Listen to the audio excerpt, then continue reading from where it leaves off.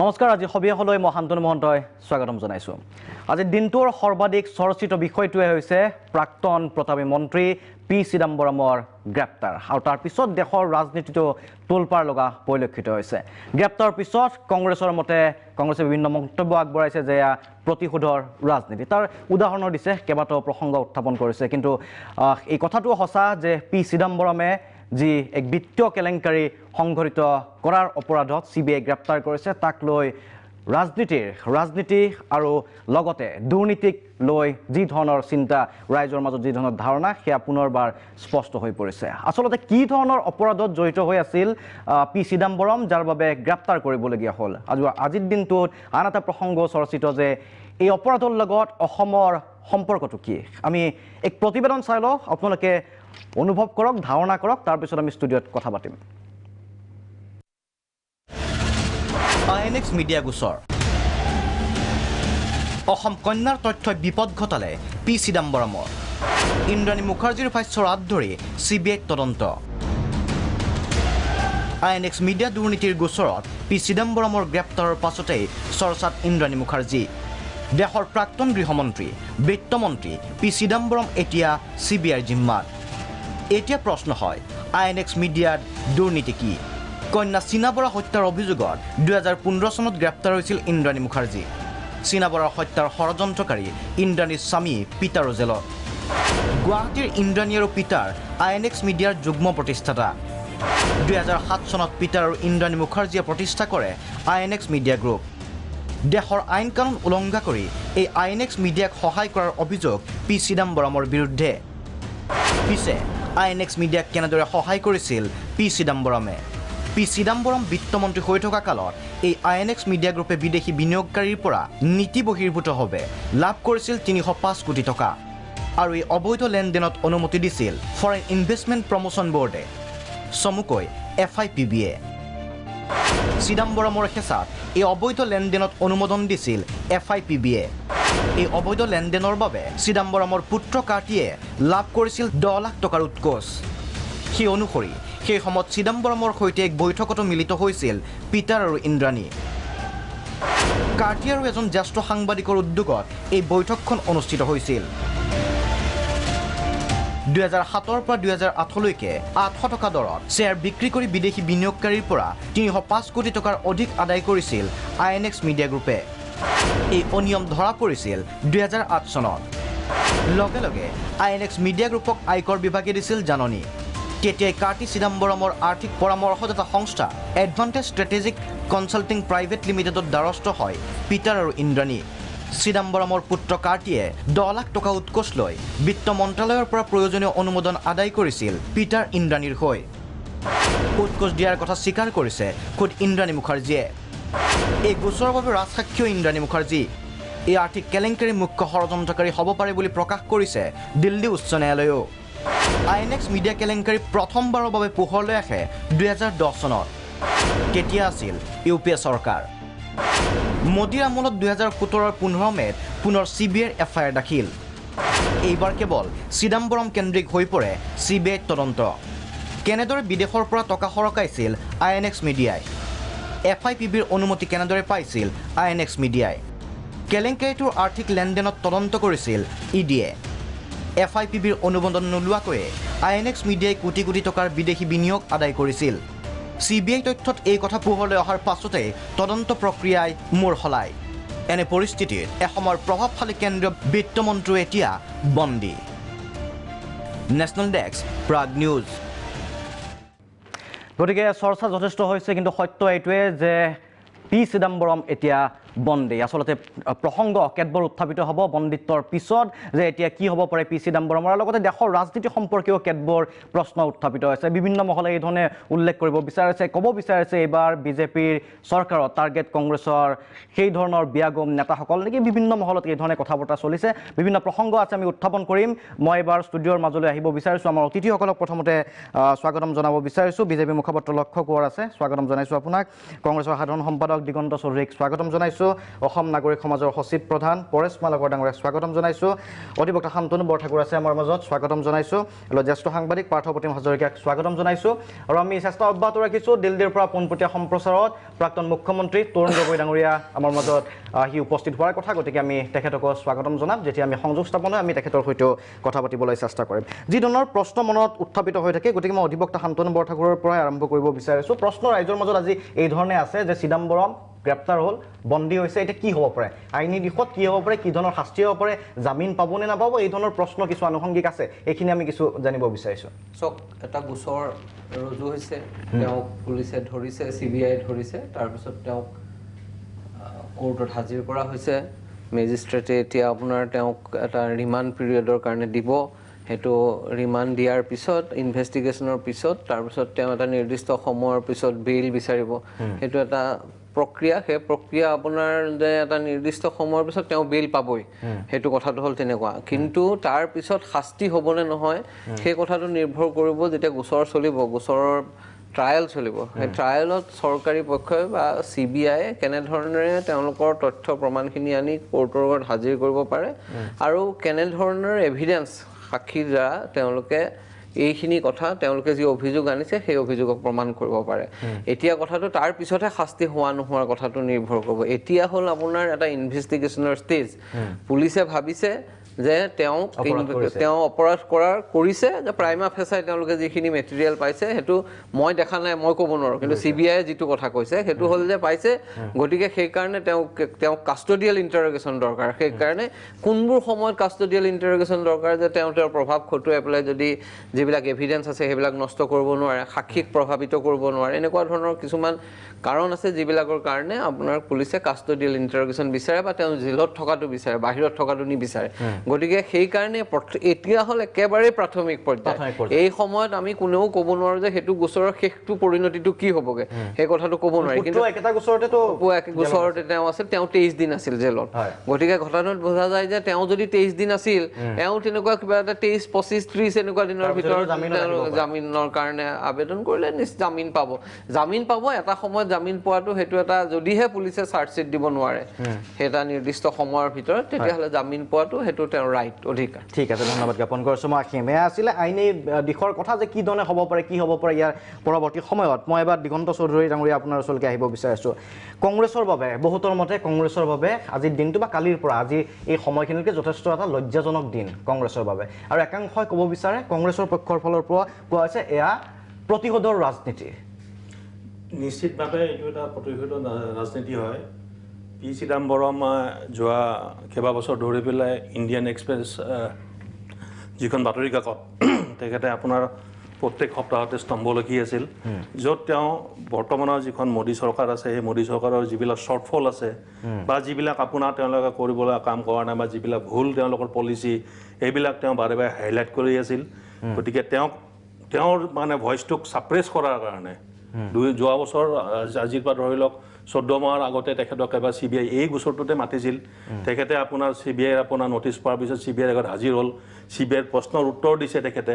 তাৰপিছত আপোনাৰ তেখেতক একো নকৰিলে তেনেকৈ থাকিল তাৰপিছত তেওঁ PRS বেইল বিচাৰিলে দিল্লী হাইকোৰ্টত সেই বেইল আবেদন আপোনাৰ 6 মাহ ধৰি 7 মাহ ধৰি জাজজনে আপোনাৰ অৰ্ডাৰটো ৰিজাৰ্ভ কৰি ৰাখি যোৱা পৰহি আপোনাৰ তেওঁৰ পেটিশ্যনখন ৰিজেক্ট কৰিছে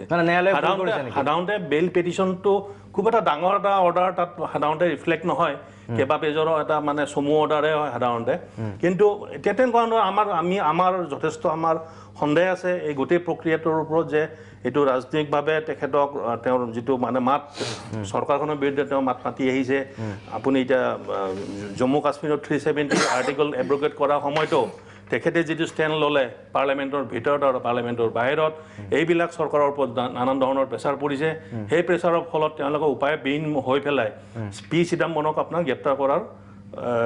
কামটো সম্পন্ন কৰিলে কিন্তু ইয়াতে এটা কথা চাব যিখন আমি কথা কৈ আছোঁ ফৰেইন ইনভেষ্টমেণ্ট প্ৰমোশ্যন বৰ্ডত কেন্দ্ৰীয় চৰকাৰৰ সচিব পৰ্যায়ৰ 6জন বিষয়া থাকে গতিকে 6জন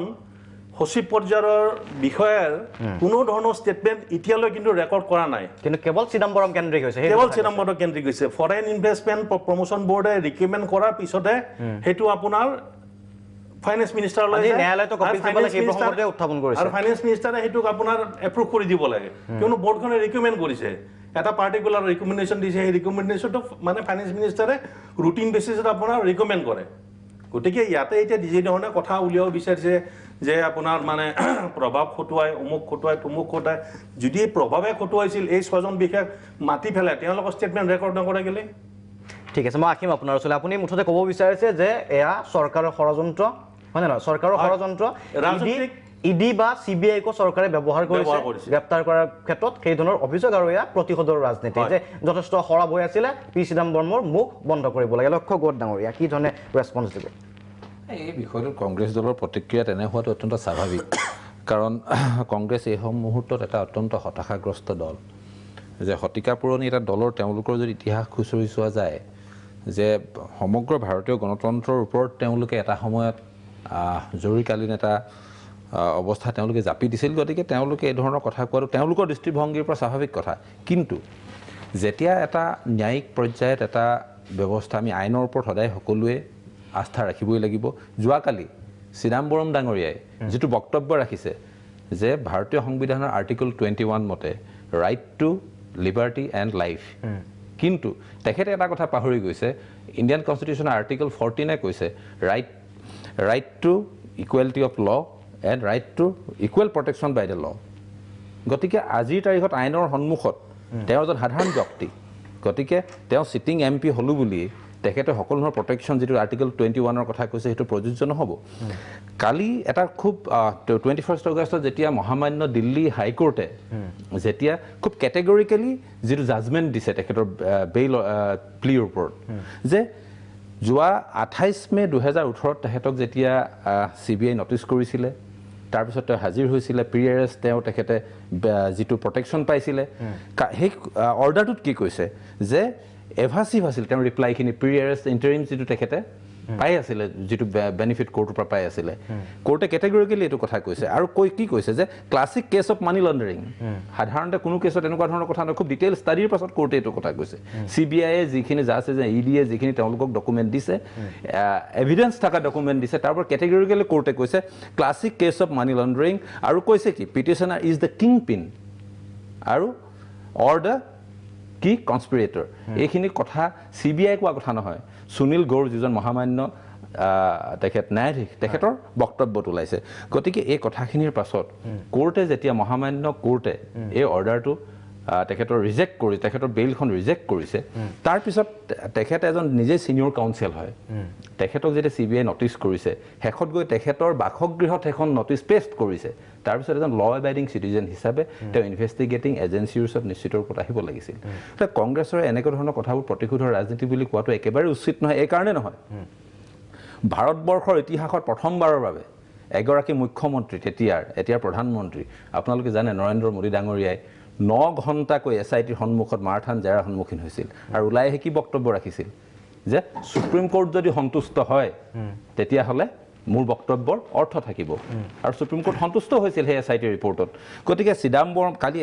অতিতকৈ আচৰিত কথা এখন মহামান্য আদালতৰ নিৰ্দেশৰ পাছত সুপ্ৰিম কোৰ্টে যেতিয়া 26 তাৰিখলৈকে অৰ্ডাৰটো তেওঁলোকক লিষ্টেড নকৰিলে তাৰপিছত চাব আপোনালোকে এগৰাকী অভিযুক্তক লগত লৈ সমগ্ৰ কংগ্ৰেছৰ গোটেই ব্ৰিগেডে যি ধৰণে এখন প্ৰেছ মিট কৰিলে এইটোৱে কিন্তু ভাৰতীয় ন্যায় ব্যৱস্থাৰ প্ৰতি এক ভাবুকি কৰি আনিছে বুলি আমাৰ অনুভৱ ঠিক আছে মই আহিম পুনৰ আপোনাৰ ওচৰলৈকে আহিম মই এবাৰ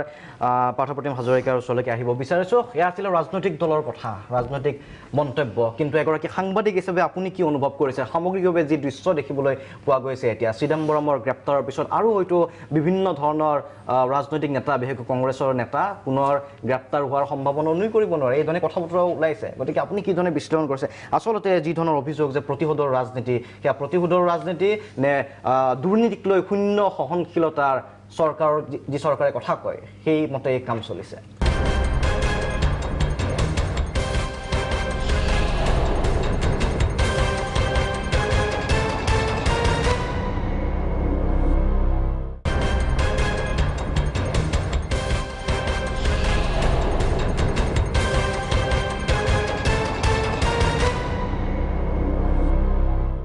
মই কথাটো দুই ধৰণে চাইছোঁ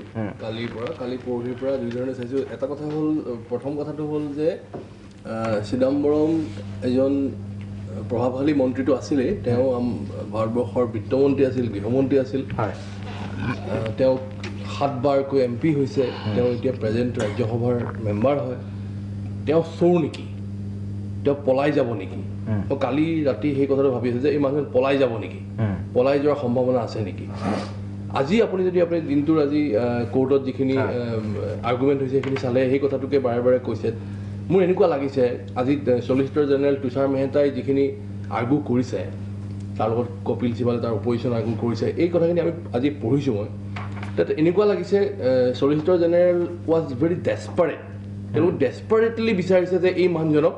এদিনৰ কাৰণে হ'লেও দুদিনৰ কাৰণে হ'লেও 3 দিনৰ কাৰণে হ'লেও যেনে তেনে ৰিমাণ্ডত পঠাব লাগে এই কথাটো এনেকুৱা লাগিছে মোৰ এনেকুৱা লাগিছে যে মানুহজনক ৰিমাণ্ডত পঠোৱা মানে তেওঁৰ ভইচটো সাপ্ৰেছ কৰা অপ্ৰেছ কৰা 1 নম্বৰ 2 নম্বৰ কথা এই মানুহজনে যোৱা প্ৰায় 2 বছৰ ধৰি ভকেল আছিল মানে খুব ভকেল তেওঁ ইনক্লুডিং ছ'চিয়েল মিডিয়াত যেতিয়া কিবা এটা কথা হৈছিল গভৰ্ণমেণ্টৰ তেওঁৰ এটা মন্তব্য দিছিল আৰু সেই মন্তব্যটো মানুহে গুৰুত্ব দি পেলাই শুনিছিল ইভেন ভাৰতীয় জনতা পাৰ্টি গভৰ্ণমেণ্টৰ লিডাৰখিনিও পি চিদাম্বৰমে কি কৈছে সেই কথাটো গুৰুত্ব দি শুনিছিল আৰু তাৰ ৰিয়েক্ট কৰিছিল তাৰ কাৰণটো হ'ল যে এই মানুহজনক আপুনি মানে এনেই নুই কৰি দিব পৰা মানুহ নহয় তেওঁ সাধাৰণ ধৰণৰ লিডাৰ নহয় যথেষ্ট পঢ়া শুনা কৰা মানুহ আছিল সেই ফালৰ পৰা কালি CBIয়ে তেওঁক ৰাতি ৱালখন পাৰ হৈ গৈ এৰেষ্ট কৰিব পৰাৰ প্ৰয়োজনীয়তা আছিল নে নাই মোৰ প্ৰশ্নটো হ'ল সেইটো মোৰ মনৰ কথাটো হ'ল সেইটো যে আজি ৰাতিপুৱালৈকে তেওঁ যদি জানে যে সেই ঘৰটোৰ ভিতৰত তেওঁ আছে তেওঁ ৰাতিয়ে কৰবাত পলাই যাব নেকি যদি পলাই যাব বুলি ভাবিছা তোমালোকেতো আৰু আপুনি যদি কালি ৰাতি গোটেই হেৰিটো চাই দেখিব তেওঁলোকে পিছফালৰ দুৱাৰ আগফালৰ দুৱাৰ খিৰিকী দুৱাৰ চব ব্লক কৰি দিছে তাৰমানে মানুহক পলাই যাবলৈ নিদিয়ে এনেকুৱা হৈছে যে তেওঁ গভাইট চোৰ এজন ভিতৰত সোমাই আছে তেওঁ আজিয়ে আমি ৱাল পাৰ হৈ ধৰিয়ে মানে এই যে গোটেই যিটো ষ্টাণ্ট এটা দেখুৱাৰ যিটো মানে ইচ্ছা এটা ইণ্টেনশ্যন এটা থাকে সেই কথাটো ৰেহাই নিদিওঁ নহয় আমি এই মানুহটোক ধৰি দেখুৱাম যে আমি CBI আমি কাকো মানে এৰি দিয়া নাই কথাটো হ'ল কি যে আপোনাৰ চাগে এইটো মনত আছে সুপ্ৰিম কোৰ্টে কৈছে যে CBIক যে ইউ আৰ এ কেজ পেনল আপুনি সজাগ থকা ভাটৌ CBIটো সজাগ থকা ভাটৌ বুলি কৈছে আজি কিছুদিন আগতে CBIত যি হাহাকাৰ লাগিছিল মই তাতে গম পাওঁ যে CBIৰ অৱস্থাটো কি গতিকে CBIক যদি কোনোবাই মই এইটো কথা নকওঁ যে কোনো ৰাজনৈতিক কৰিছে বুলি মাত্ৰ নকওঁ কিন্তু যদি কৰিছেও বা যদি কৰেও সেইটো একো অস্বাভাৱিক কথা নহয় তাৰ লগতে এইটো কথা অপৰাধটো এটা অন্য প্ৰসংগ কিন্তু লগত যিটো ৰাজনৈতিক প্ৰসংগ কেনেকুৱা ধৰণে আপুনি বস্তুটো মেনিপুলেট কৰি পেলাই বা কেনেকুৱা ধৰণে তেওঁলোকে সজাই পৰাই নিছে বস্তুটো সেইটো চাবলগীয়া কথা কিন্তু মই আৰু এটা কথা ক'ব খোজো কি যে এইটো কথাও ঠিক যে যদিহে তেওঁ সঁচাকৈ অপৰাধটো কৰিছে তেওঁ পুতেকৰ পুত্ৰ মুহূৰ্তে হওক বা যি কাৰণেই নহওক তাত এটা কথা সোমাই আছে যে অসমৰ যিগৰাকী মানুহৰ কথা আমি বাৰে বাৰে কৈছোঁ তেওঁ এটা ভীষণ ভয়াৱহ এটা ঘটনাৰ ক্ৰমত তেওঁ জেলত সোমাই আছে আৰু INX মিডিয়াৰ প্ৰমোটাৰ হিচাপে তেওঁ কেছটোত জড়িত তেওঁ যেতিয়া এপ্ৰুভাৰ হ'ল এই এপ্ৰুভাৰ তেওঁ নিজে হৈছে নে তেওঁৰ লগত এটা ডিল হৈছে তাৰ সেইও এনেকুৱা সম্ভাৱনা আছে এগৰাকী অলৰেডি ক্ৰিমিনেল কেছত সোমাই থকা মানুহে মহিলাই কৈছে যে মই কোৱা কথাখিনি সঁচা সেই কথাখিনিৰ ওপৰত বেছ কৰি CBI আৰু এনফৰ্চমেণ্ট ডাইৰেক্টৰে কেছটো আগবঢ়াই নিছে সেই কথাখিনিৰ ওপৰত বেছ কৰি পেলাই কালি হাইকোৰ্টে কৈছে যে this is the king pin এই কথাটো কিমান দূৰলৈকে মানে সঠিক হৈছে কাৰণ এগৰাকী মানুহে এপ্ৰুভাৰ হৈছে তেওঁতো বাহিৰৰ পৰা তেওঁ ধৰি বাহিৰৰ পৰা আহি পেলাই কৈ নাই যে মই সাক্ষী দিম নহয় তেওঁ অলৰেডি এটা ক্ৰাইমত জড়িত আছে তেওঁক এপ্ৰুভাৰ কৰোৱা হৈছে তেওঁৰ লগত কিবা হয়তো থাকিব না নুই কৰিব নোৱাৰে আমি চাব লাগিব নিজৰ কন্যাৰ হত্যাৰ অপৰাধত আছে তেওঁ মতে হেৰিত আছে জেলত আছে পৰশমালাকৰ ডাঙৰীয়া কি ধৰণে বিশ্লেষণ কৰিছে আপুনি পাৰ্থই যিখিনি কথা কৈছে পাৰ্থই অত্যন্ত গুৰুত্বপূৰ্ণ কথা কেইটামান কৈছে আৰু প্ৰথম কথা মই এটা কথা ক'ব বিচাৰিছোঁ যে এইটো প্ৰাক্তন গৃহমন্ত্ৰীয়ে হওক বা যোনেই যি পজিশ্যনতে তাত থাকক মানুহজনে যদি এটা অপৰাধ কৰিছে তাৰ নিয়ম মতে তাৰ যিটো কোৰ্ট অফ লত তাৰ প্ৰপাৰ প্ৰচিডিউৰত তেওঁক বিচাৰ হ'ব লাগিব কাৰণ আইনৰ চকুত সকলো সমান সেইটোক লৈ পেলাই কোনো দ্বিমত নাই কিন্তু চিদাম্বৰমৰ কথাটোত চিদাম্বৰমক যি ধৰণে গ্ৰেপ্তাৰ কৰা হ'ল আৰু পাৰ্থই যিখিনি কথা কৈছে তাত মোৰ বৰ বেছি এড কৰিবলৈ কথা তাত নাই কিয়নো এই তেনেকুৱা ধৰণৰ এটা ক্ৰিমিনেল নেকি তেওঁ তেনেকুৱা ক্ৰিমিনেল এটা তেওঁ আছিলে নেকি আৰু গতিকে তেওঁক তেনেকুৱাকৈ আনি আৰু তেওঁতো এতিয়ালৈকে এই কেছটো সন্দৰ্ভত যিমানবাৰ কোৰ্টত গৈছে তেওঁ কোনো এবাৰো তাত অনুপস্থিত থকা নাই তাত তেওঁৰ সাক্ষ্য দিছে তেওঁ ল এবাইডিং এজন চিটিজেন আৰু লৰ লগত যিবোৰ প্ৰচিডিউৰ আছে তেওঁ তাত কোঅপাৰেট কৰিছে কিন্তু ঘটনাটো হৈছে তেওঁতো আছে 1 নম্বৰ 2 নম্বৰ কথা হৈছে কি মোৰ প্ৰশ্ন মই যদি এটা প্ৰশ্ন কৰোঁ সাধাৰণভাৱে মই সকলোলৈ এটা প্ৰশ্ন কৰিব খুজিছোঁ যে এই চিদাম্বৰমক গ্ৰেপ্তাৰ কৰাৰ কথাটোৰ লগত ৰাজনৈতিক কথা জড়িত হৈ আছে নে নাই মই যদি এই প্ৰশ্নটো কৰোঁ সাধাৰণভাৱে মই সকলোকে কৈছোঁ যে ইয়াৰ লগত ৰাজনৈতিক কথা জড়িত হৈ আছে নে নাই সাধাৰণ নাগৰিক মই ক'ব বিচাৰোঁ 1 নম্বৰ 2 নম্বৰ যে দুৰ্নীতি সন্দৰ্ভত যিবোৰ প্ৰশ্ন উত্থাপন হৈছে দুৰ্নীতি ঠিক আছে হয় কংগ্ৰেছে বাৰু দুৰ্নীতি কোনে দুৰ্নীতি বেছি কৰিছে কোনে দুৰ্নীতি বেছি কৰা নাই সেইটো ক'বলৈ নাযাওঁ দুৰ্নীতি কংগ্ৰেছৰ পৰা যিবোৰ মানুহে কংগ্ৰেছৰ যিবোৰ মানুহৰ দুৰ্নীতিত নাম ওলাইছিলে সেই মানুহবোৰে এতিয়া যে বিজেপিলৈ গৈ আছে সেই মানুহবিলাকৰ সন্দৰ্ভত দুৰ্নীতি কি নিউট্ৰেল নেকি হোৱাট ইজ দ্য এছপেক্ট দুৰ্নীতি কি তাৰমানে এটা পাৰ্টিৰ পৰা এটা পাৰ্টিলৈ গ'লে দুৰ্নীতি নোহোৱা হৈ যায় তেতিয়া এই ধৰণৰ কোনো কথা নুঠে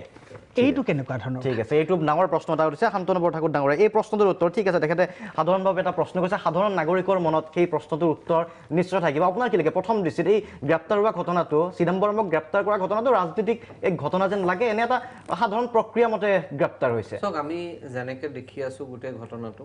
সকলোৱে সাধাৰণ মানুহ হিচাপে আমি গোটেই ঘটনাবিলাকক যোৱা সময়ছোৱাত অবজাৰ্ভ কৰিছোঁ আৰু তাৰ ঘটনাবিলাক দেখি এটা কথা কোৱাৰ থল থাকে যে এইটো এটা ৰাজনৈতিক এছপেক্ট এটা তাৰ নিশ্চিতভাৱে আছে 1 নম্বৰ কথা 2 নম্বৰ যিটো কথা গুৰুত্বপূৰ্ণ যিটো কথা পৰেশ দাই ক'লে যে এই যে কেৱল বিৰোধী দলবিলাকে সন্দেহ নাই দুৰ্নীতি কৰিবই পাৰে দুৰ্নীতি হয়তো হৈছেও চিদাম্বৰমো জড়িত থাকিব পাৰে এইবিলাক মই গম নাপাওঁ কিন্তু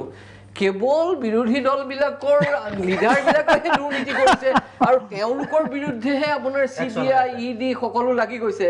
আৰু আপোনাৰ বিজেপি বা তেওঁলোকৰ সহযোগী দলবিলাকৰ কোনো নেতা দুৰ্নীতিত জড়িত নহয় এই কথাটো বিশ্বাস কৰিব নোৱাৰি আপোনাক মই 2টা উদাহৰণ দিম এটা হ'ল SM কৃষ্ণ কৰ্ণাটকৰ কংগ্ৰেছৰ চিফ মিনিষ্টাৰ 2017 চনত SM কৃষ্ণৰ জোঁৱায়েকৰ ঘৰত এটা ইনকাম টেক্সৰ ৰেইড মাৰিছিল আৰু সেই যিজন জোঁৱায়েক ইতিমধ্যে ঢুকাইছে সুইচাইড কৰিছে আৰু সেই ৰেইডটো মৰাৰ পিছতে SM কৃষ্ণই আহি পেলাই 2017তে বিজেপিত যোগদান কৰিছে জগন ৰেড্ডিৰ বিৰুদ্ধে CBI ED সকলোৱে গোচৰ চলাই আছিল কিন্তু যি মুহূৰ্তৰ পৰা জগন ৰেড্ডিয়ে বিজেপি দলক ছাপোৰ্ট কৰিবলৈ আৰম্ভ কৰিলে সমৰ্থন কৰিবলৈ আৰম্ভ কৰিলে তেতিয়াৰ পৰা জগন ৰেড্ডিৰ বিৰুদ্ধে কিন্তু কোনো ধৰণৰ গোচৰ এতিয়া চলা নাই কথাটো মানে আপোনাৰ কথাটো এই যে সিলেক্টিভলি যিটো কাম কৰি থকা হৈছে সেইটোৱে চৰকাৰৰ উদ্দেশ্য সম্পৰ্কে সততা সম্পৰ্কে কিছু সংখ্যক মানুহৰ মাজত বা সাধাৰণ মানুহৰ এটা অংশৰ মাজত সন্দেহৰ সৃষ্টি কৰিছে যি সন্দেহৰ প্ৰকাশ পৰেশ মালাকাৰ বা পাৰ্থ দাই মুখেদি প্ৰকাশ সেইটো ৰাইজৰ মাজতো আছে লক্ষ্য ডাঙৰে এই যে সন্দেহবোৰ আহিছে ৰাইজৰ পৰা এই সন্দেহৰ সম্পৰ্কে কি আৰু সেইটো কথাই যে বিজেপিত যোৱাৰ পিছত বা বিজেপিত থকাৰ পিছত সাতখন মাফ নেকি তেনেকুৱা হয় নেকি কথাটো এতিয়া চাওক হাততো কিছুমান আধৰুৱা ইনফৰমেশ্যনৰ যোগেদি কথা ক'লে ৰাইজ আৰু কনফিউজ হয় যে একটো হৈ গ'ল পাৰ্থই যিটো কথা ক'লে যে ৰিমাণ্ড কাৰোবাৰ ভইচ ছাৰপ্ৰেছ কৰিবৰ কাৰণে যিটো কথা কোৱা হৈছে আমি প্ৰথম শান্তনু বৰঠাকুৰ যিহেতু তেখেত অধিবক্তা তেখেতে আইনৰ ভাষা বেছি ভালকৈ বুজি পায় এখন মহামান্য আদালতে ৰিপিটেডলি যেতিয়া এটা অৰ্ডাৰ পাছ কৰে আৰু পাৰ্থ দাকো মই এটা অনুৰোধ জনাম যাতে কোৰ্টৰ ভাষাৰ ওপৰত ৰিমাণ্ডটো 26 তাৰিখলৈকে দিছে নিশ্চিতৰূপে কোৰ্ট পতিয়ন গৈছে যে ইনভেষ্টিগেটিং এজেঞ্চিৰ যিটো ৰাইট আছে তেওঁলোকে যিখিনি তাত দস্তাবেজ জমা দিছে কাৰণ তাত সৰু সুৰাকে তাত আজি আপোনাৰ তৰ্ক হোৱা নাই দেশৰ দুগৰাকী আগশাৰীৰ কপিল সিব্বাল আৰু অভিষেক মনু সিংভি ইভেন কোৰ্টে পি চিদাম্বৰমকো তেওঁৰ পক্ষ ৰাখিবলৈ এলাউ কৰিছে যদিও বা প্ৰতিষ্ঠিত আইন মতে যেতিয়া উকিলৰ তৰ্ক বাদানুবাদ চলি থাকে তেওঁলোকৰ তৰ্ক চলি থাকে সাধাৰণতে যিজন একিউজ তেওঁ কথা ক'বলৈ দিয়া নহয় বাট তেওঁক আজি সেই প্ৰিভিলেজ দিয়া হ'ল তাৰ পাছতো কোৰ্ট পতিয়ন নগ'ল যিখিনি চলিচিটৰ জেনেৰেলে যিখিনি ডকুমেণ্ট জমা দিছে তাত কোৰ্টে পতিয়ন গৈ আজি অৰ্ডাৰ ৰিমাণ্ড দিছে গতিকে এইটো কোৰ্টৰ নিজৰ এটা অধিকাৰ কিন্তু যিজনে গ্ৰেপ্তাৰ কৰিলে কালি গ্ৰেপ্তাৰ কৰাৰ CBI, কিন্তু তেওঁ প্ৰথম কৰাটো নেকি প্ৰয়োজন আছিল। প্ৰথমজন ব্যক্তি নেকি পি চিদাম্বৰমে প্ৰথমগৰাকী ব্যক্তি নেকি তেখেতক সম্পূৰ্ণ সুযোগ দিয়া হৈছিল কি কাৰণে তেওঁ লুক আউট নটিচ চাৰ্ভ কৰিব লগা হ'ল কি কাৰণে তেওঁ এইটো কাৰণে চাওক যেতিয়া 27 ঘণ্টা তেখেত নাইকিয়া হৈ আছিল তেখেতৰ ঘৰত যেতিয়া নটিচ চাৰ্ভ কৰিব লগা হ'ল এইখিনি ৰাইজৰ পাব্লিক ডমেইনত আছে আপোনালোকে এইখিনি গোটেই পোনপটীয়া সম্প্ৰচাৰত দেখুৱাই আছে যে 5:08 পৰা 21 তাৰিখৰ পি চিদাম্বৰ ৱাজ মিছিং সম্পূৰ্ণ ভাৰতবৰ্ষৰ সকলো মিডিয়াই দেখুৱাই আছে তেখেতক কোৱা নাছিল কোৱা নাছিল গতিকে তেখেতে যদি এইখিনি কৰিলেহেঁতেন তেখেতৰ ক্ষেত্ৰত এনেকুৱা কৰিব লগা নহ'লহেঁতেন তেখেতেতো কেতিয়াও এইটো কথা গেট খুলি দিয়া নাই কালি আপোনালোকে দেখিছে নিজে কিয় বগাই যাব লগা দেৱাল কিয় বগাই যাব লগা হ'ল ভাৰতবৰ্ষৰ সকলো মিডিয়াই আপোনালোকে লাইভ টেলিকাষ্ট কৰি আছে যি ধৰণে ল এনফৰ্চিং এজেঞ্চিক AICC অফিচৰ সন্মুখত লপাথপা দিয়া হৈছে আপোনালোকৰ মিডিয়াই এইবোৰ সম্প্ৰচাৰ কৰি আছে গতিকে সেই বিষয়লৈ নাযাওঁ কোৰ্টৰ অধিকাৰৰ যিটো কথা আজি এপ্ৰ'ভাৰৰ কথা কোৱা হৈছে পাৰ্থদাই বিশেষকৈ এপ্ৰ'ভাৰৰ যিটো কথা ক'লে এপ্ৰ'ভাৰৰ এগৰাকী যেতিয়া তেওঁ কি ধৰণে কি কথা ক'ব সেইটো আইনে কি ধৰণে কোৰ্টে কি ধৰণে একচেপ্ট কৰিব সেইটো কোৰ্টৰ অধিকাৰৰ বিষয়ৰ কথা আমি তাত সেই ন্যায়িক বিষয়টোৰ বিষয়লৈ আমি নাযাওঁ কিন্তু যেতিয়া এখন মহামান্য আদালতে এটা বিষয়ত তেওঁলোকে এটা ৰায়দান কৰিব বা এটা অবজাৰভেশ্যন দিব তাত যদি আমি আমাৰ ভাষাৰে হস্তক্ষেপ কৰোঁ মই ভাবোঁ এইটো ন্যায় ব্যৱস্থাৰ প্ৰতি ভাবুক খাৰা হৈ পৰিব ঠিক আছে সেইটো একেবাৰে সাধাৰণ কথাটো নাই এই কথাটো মই ডিছএগ্ৰী কৰোঁ তেওঁলোকৰ লগত কাৰণ আমি হ'লো সাধাৰণ মানুহ আমি কোৰ্টে যিটো ৰায় দিছে সেইটো আমি আলোচনা নকৰিম নেকি কোৰ্টৰ কথা বুলি আমি কি তাৰ ওপৰত আমি যদি আমাৰ মনটো আমি যিটো ভাবোঁ সেইটো আমি নক'ম নেকি আমি কোৰ্টক অৱমাননা কৰাৰ কথাটো অহাই নাই 1 নম্বৰ 2 নম্বৰ কথা মই কোৰ্টে কি ৰাইট আছে সেইটো কথা ওলোৱা নাছিলোঁ মই কৈছোঁ যে আপোনাৰ মনত উত্থাপিত হোৱা এপ্ৰ'ভাৰ যে হ'ল এপ্ৰ'ভাৰে যিখিনি কথা কৈছে CBI কেছটো বেছ কিহৰ ওপৰত কৰিছে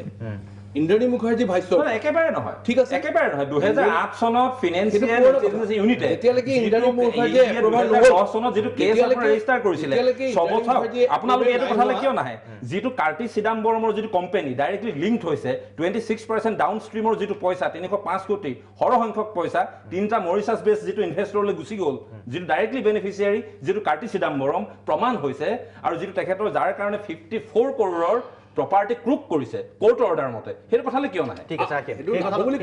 সেই কথালে নহা বুলি নহয় সেই কথাও আহে কিন্তু ইন্দ্ৰাণী মুখাৰ্জী যিটো প্ৰসংগ উত্থাপন কৰিছে সেইটোকো বেছ কৰি ইন্দ্ৰাণী মুখাৰ্জীৰ INX মিডিয়া মই এইখিনি ইন্দ্ৰাণী মুখাৰ্জীৰ ভাষ্যটোক নস্বাত কৰা নাই বা কোৰ্ট অৱমাননাৰ প্ৰসংগটো অহা নাই কিন্তু এটা মনৰ সন্দেহ এটা উত্থাপিত হৈছে যদি ইন্দ্ৰাণী মুখাৰ্জীয়ে তথ্য সহকাৰে প্ৰমাণ হয় কৈছে যে কোৰ্টে যিটো কথা কৈছে তাৰ ওপৰত মাত মতা আমাৰ অধিকাৰ নাই আমি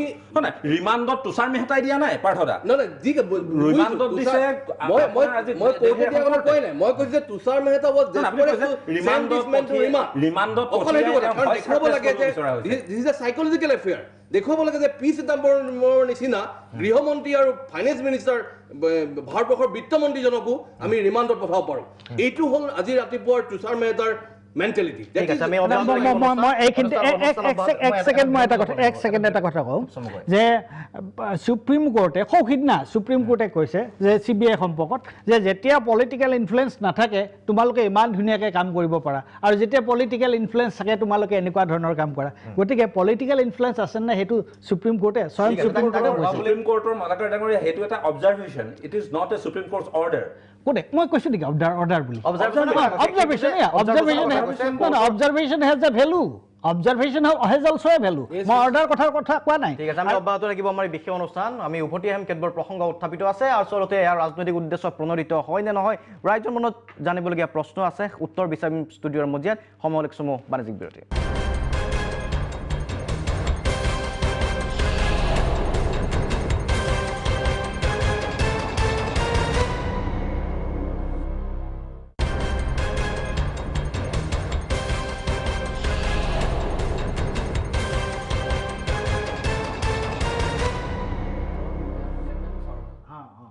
উভতি আহিছোঁ অনুষ্ঠানৰ পৰৱৰ্তী অংশলৈ আমি কথা পাতি আছিলোঁ পি চিদাম্বৰমৰ গ্ৰেপ্তাৰ সম্পৰ্কে আৰু কেতবোৰ প্ৰশ্ন যিটো উত্থাপিত হৈছে ৰাইজৰ মাজতো কিছু প্ৰশ্ন আছে যে আচলতে এয়া ৰাজনৈতিক উদ্দেশ্য প্ৰণোদিত নেকি এই গ্ৰেপ্তাৰ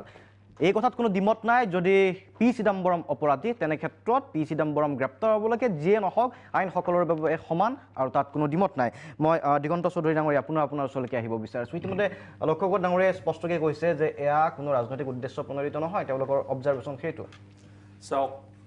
বিজেপিৰ যদি কৰাপশ্যন নিষেধ কৰাৰ সদিচ্ছা থাকিলে হয় যোৱা 5.5 বছৰ তেওঁলোকে লোকপাল আনিলে হয় আচ্ছা তাৰপিছত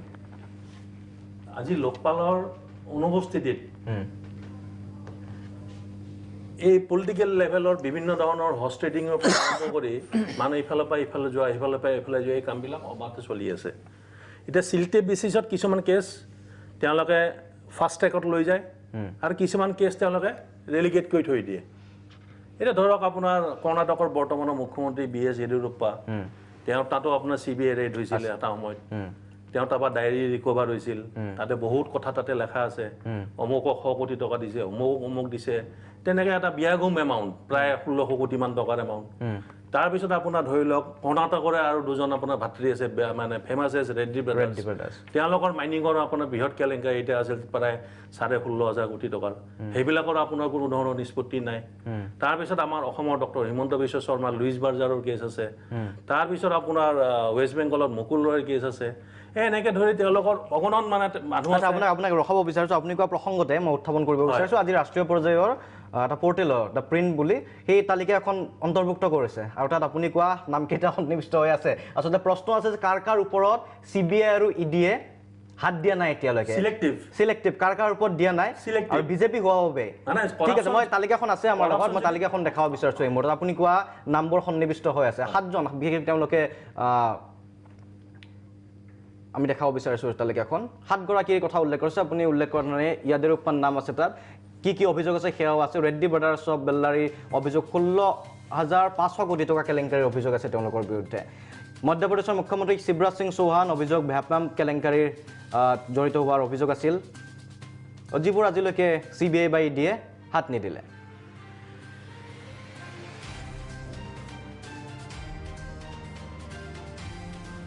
তাৰপিছত পশ্চিমবংগৰ বিজেপি মুকুল ৰয়ৰ কথা আপুনি উল্লেখ কৰিছে অভিযোগ হাওড়া কেলেংকাৰীৰ অভিযুক্ত আছিল তাৰ লগতে ষ্টিং অপাৰেশ্যন এটা হৈছিলে তাতো ধনৰ লেনদেন কৰাৰ অভিযোগ উত্থাপিত হৈছিল আৰু তাৰ পিছত বিজেপিৰ শৰণাপন্ন হোৱা বুলি জানিব পৰা গ'ল বা শৰণাপন্ন হ'ল আৰু তাৰ পিছৰ পৰাই কোনো ধৰণৰ কথা আগ নাবাঢ়িল আৰু মানৱ সম্পদ উন্নয়ন মন্ত্ৰী তেখেতৰ নাম উত্থাপিত হৈ আছে এই মুহূৰ্তত গতিকে 7 গৰাকী গৈ ডক্টৰ হিমন্ত বিশ্ব শৰ্মা অভিযোগ লুই বাৰ্জা তেওঁলোকেও দ্য প্ৰিণ্টেও তেখেতসকলৰ হিমন্ত বিশ্ব শৰ্মাৰ নাম উত্থাপন কৰিছে উল্লেখ কৰিছে আচলতে 7 গৰাকীকৈ ব্যক্তিৰ নাম উল্লেখ কৰিছে যিয়ে বিজেপিৰ প্ৰভাৱশালী হোৱা বাবেই আচলতে তেখেতসকলৰ বিৰুদ্ধে কোনো ধৰণৰ ব্যৱস্থা গ্ৰহণ কৰা নহ'ল বা যিধৰণে ED বা CBI আগবাঢ়িছে চিদাম্বৰমৰ ক্ষেত্ৰত সেইধৰণে একেই প্ৰচেষ্টাৰে বা একে সদিচ্ছাৰে আগ নবঢ়া পৰিলক্ষিত হৈছে দ্য প্ৰিণ্টত আজি এইকেইটা নাম ওলাইছে আমি আহিম পুনৰ আপোনাৰ দিগন্ত চৌধুৰী ডাঙৰীয়া এইকেইটা আপুনি প্ৰসংগ উত্থাপন কৰিছে লগতে কেইটামান এড কৰি দিছে হয় তাৰমানে আপোনাৰ কথাটো কেনেকুৱা কৰাপশ্যন তেওঁলোকে কৈছে যে আমি কৰাপশ্যন নিৰ্মূল কৰিম তেতিয়াহ'লে আপোনাৰ মানে সেইটো মানে ব্লেংকেট হ'ব লাগিব এইটো নহয় যে আপুনি এইখিনি মোৰ মানুহ মই ছাইড কৰি দিলোঁ এইখিনি মানে মোৰ বিৰোধী গতিকে তেওঁলোকক মই মানে হোৱাই নহয় আপোনাৰ ফচাই দিলোঁ তেনেকুৱা ধৰণৰ হ'ব নালাগে গতিকে দেশত এতিয়া বৰ্তমান ধৰি লওক আমাৰ ডেমক্ৰেচিৰ প্ৰতি আপোনাৰ যিটো থ্ৰেট আহিছে এই threat this is a threat selective হোৱাটো এটা এটা থ্ৰেট যে আপুনি আপোনাৰ বিৰুদ্ধে মাত মাতিলে আপুনি মানে একশ্যন লয় আপোনাৰ বিৰুদ্ধে মাত নামাতিলে আপুনি মানে একো নকৰে এইটো এটা থ্ৰেট গতিকে ডেমক্ৰেচিখন তেনেকৈ নহয় এইটো সকলোৰে ঠিক আছে শান্তনু বৰঠাকুৰ ডাঙৰীয়া কি ক'ব আপুনি এই যিটো এখন তালিকাও সন্নিৱিষ্ট কৰি দিছে তেওঁলোকে যে এই ধৰণৰ হৈছে এইটো কোৱা নাই যে সেই বুলি পি চিদাম্বৰম অপৰাধী হ'লে গ্ৰেপ্তাৰ কৰিব নালাগে সেই কথাটো হয়তো কোনেও ক'ব নোৱাৰে কোনেও নকয় সেইটো কথা কোনেও কোৱা নাই সেইটো কথা কোনেও নকয় এতিয়া ঘটনাটো হৈছে যে আমি যিটো কথা আলোচনা কৰি আছোঁ বাৰে বাৰে গৈ এতিয়া আপুনি যেতিয়া প্ৰিণ্টৰ সেইখন দিয়াৰ পিছত সেইটো কথা অধিক স্পষ্ট হ'ল যে তেওঁলোকে চিলেক্টিভলি গোটেই কামটো কৰিব খুজিছে আৰু চাওক এইটো ঘটনাটো এইটো আজি বিজেপি দল কংগ্ৰেছ দল এই ধৰণৰ কথা নহয় এইটো কথাটো কংগ্ৰেছৰ দিনতো কিন্তু এনেকুৱা ধৰণৰ ঘটনা ঘটিছিল কংগ্ৰেছে নিজেও CBIক তেনেকুৱা ধৰণে ব্যৱহাৰ কৰিছিল আৰু আজি এই দলটোৰ ক্ষেত্ৰতো আমি দেখিছোঁ যে তেওঁলোকেও সেই একেই পন্থাকে গ্ৰহণ কৰিছে অন্ততঃ আমি পৰ্যবেক্ষণ কৰি চাই চিটি বাতৰি কাকত পঢ়ি খবৰ খাতি লৈ যিটো গম পাইছোঁ কথাটো হয় তেনেকুৱা কিন্তু বিপদটো তাত নহয় বিপদটো হ'ল আপোনাৰ যে মানুহৰ আইনৰ শাসনৰ প্ৰতি যি বিশ্বাস সেই বিশ্বাস নোহোৱা হ'ব এই কামটো কৰিবলৈ হ'লে এইটো তেওঁলোকৰ ৰাজনৈতিক স্বাৰ্থ হয়তো এবছৰ দুবছৰৰ কাৰণে শ্বৰ্ট টাৰ্মত তেওঁলোকৰ ৰাজনৈতিক স্বাৰ্থ পূৰণ কৰিব যি দলৰে নহওক কংগ্ৰেছৰো কৰিব পাৰে বিজেপিৰো কৰিব পাৰে কিন্তু দীঘলীয়া কালত লং টাৰ্মত ভাৰতবৰ্ষৰ গণতন্ত্ৰ কাৰণ ভাৰতবৰ্ষৰ গণতন্ত্ৰৰ আধাৰ হ'ল ৰুল অফ ল আইনৰ শাসন গতিকে সেই আইনৰ শাসনৰ প্ৰতি মানুহৰ যি বিশ্বাস আছে আস্থা আছে সেইটোক নোহোৱা কৰিব আৰু সেইটোৰ এনেকুৱা ধৰণৰ বিপদৰ সৃষ্টি কৰিব যে তাৰ পৰা গোটেই ব্যৱস্থাটো ভাঙি যাব পাৰে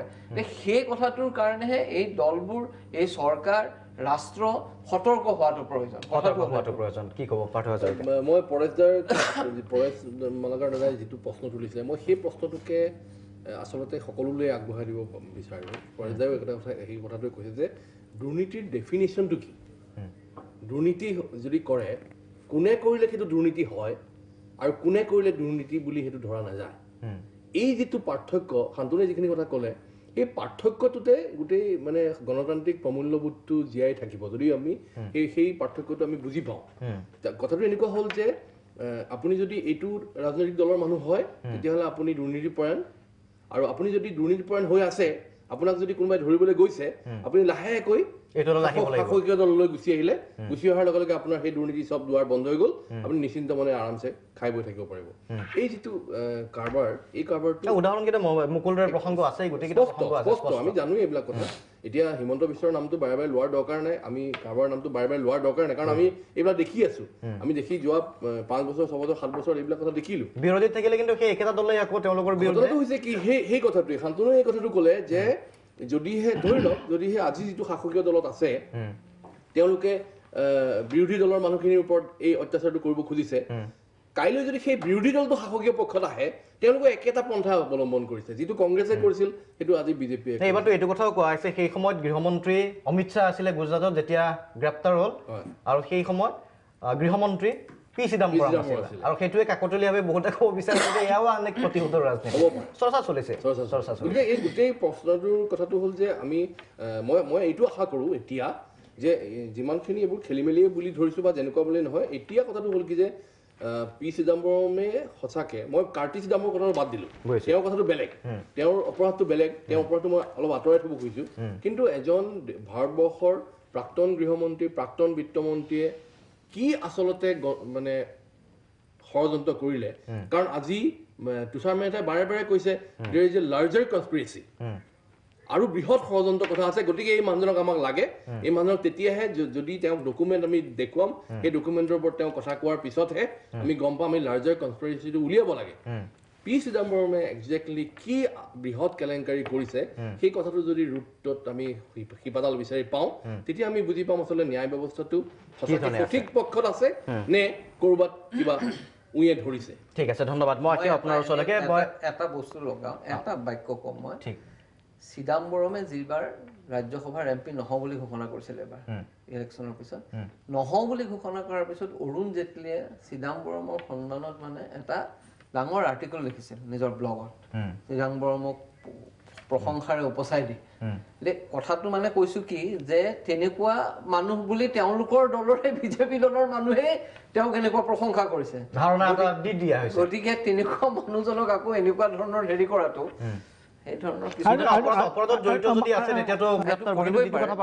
কি ধৰণৰ অপৰাধটো কেনেকে সংঘটিত কৰিছে এটা চমু বাণিজ্যিক বিৰতিৰ সময় হৈছে বিৰতিৰ পিছত পুনৰ উভতি আহিম